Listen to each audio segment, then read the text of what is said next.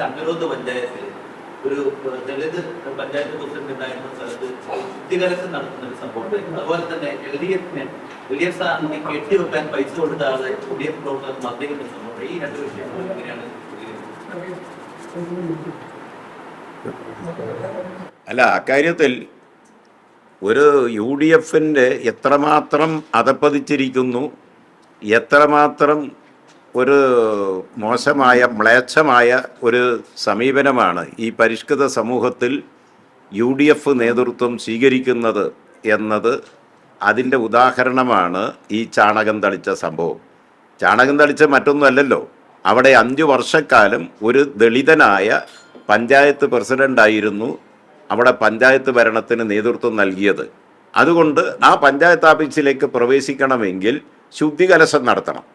ഇതാണല്ലോ എന്നോ അവസാനിപ്പിച്ച ജാതി മേധാവിത്വവും ഇതുപോലുള്ള അനാചാരങ്ങളും വീണ്ടും കൊണ്ടുവരുന്നതിന് UDF മുൻകൈയെടുക്കുന്നു.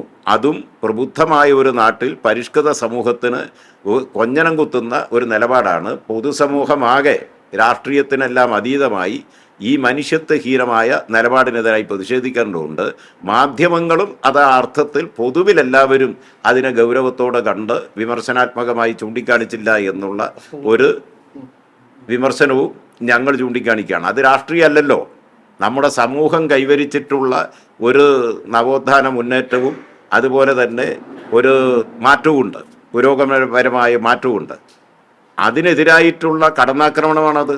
ആ നിലയിൽ നിങ്ങളാണത് അതിൻ്റെ പോരാട്ടത്തിൻ്റെ മുൻപന്തിയിൽ വരേണ്ടത്.